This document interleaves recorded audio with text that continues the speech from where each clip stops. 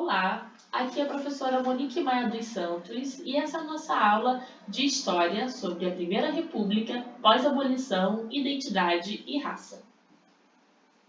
Quando falamos sobre uma identidade nacional que permeia o Brasil, temos que sempre nos voltar ao período pré-abolição, onde o herói nacional que estava presente nas obras e dos intelectuais era a figura do indígena.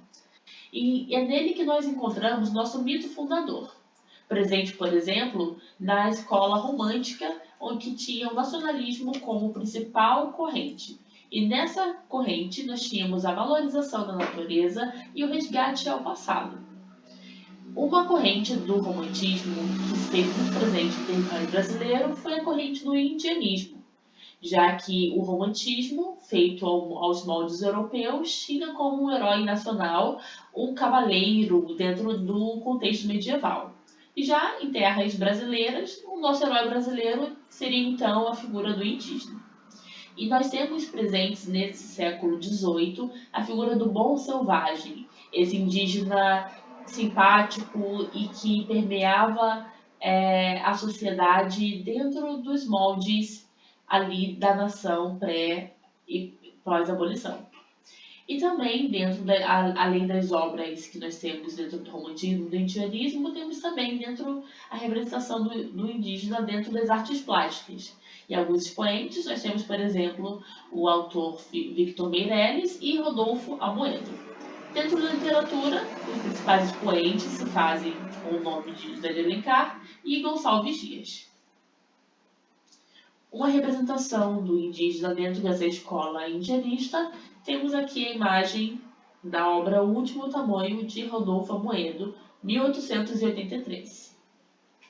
Moema, de Victor Meirelles, 1866.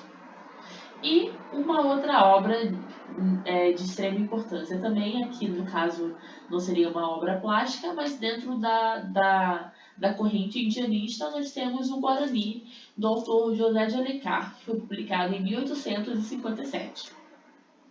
Essa obra tem como principal foco a figura do indígena, como nós tínhamos dito anteriormente, a exaltação do indígena como um bom selvagem.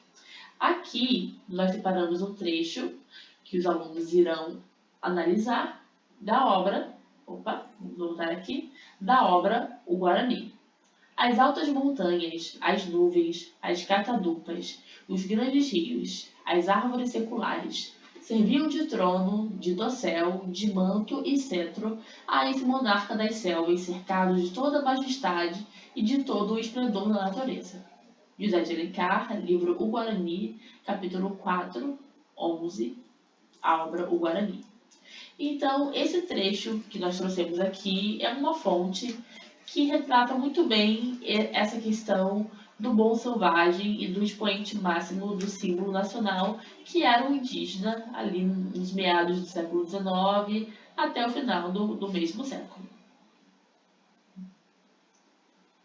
E quando falamos na questão de identidade nacional, no pós-abolição, um tema que não podemos deixar de mencionar é a questão da imigração e da teoria de branqueamento racial. Então, durante o período da abolição da escravatura, a Inglaterra exerceu uma pressão econômica em relação ao Brasil, e os intelectuais franceses e brasileiros vieram à tona e começaram a se manifestar por meio de algumas obras. Como, por exemplo, nós temos também o expoente Joaquim Nabuco, que era uma figura dentro do espectro liberal aqui no Brasil, e ele publica a obra O Abolicionismo, de 1883. Ele diz assim, na página 29.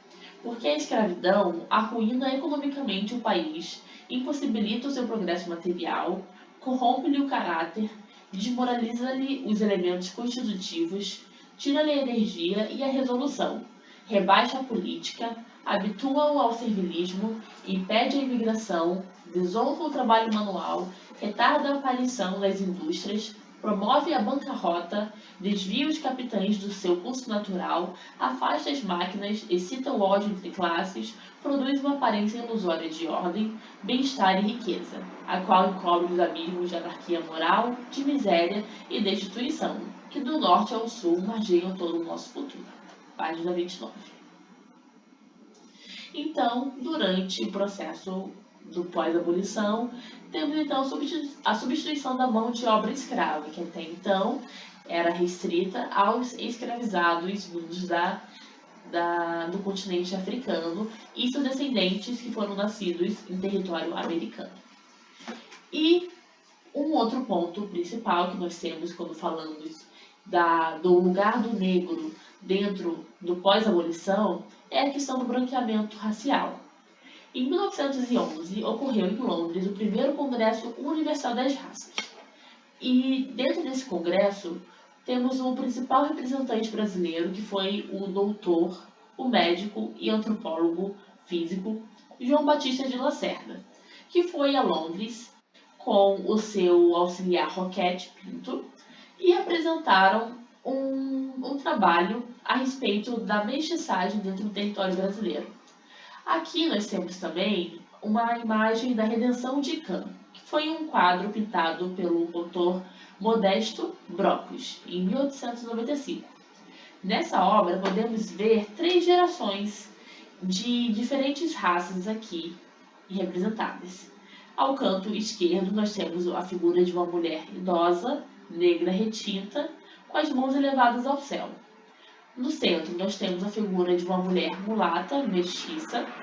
No colo, a figura de uma criança branca. E ao canto direito, no fundo, nós temos a imagem de um homem europeu, possivelmente português.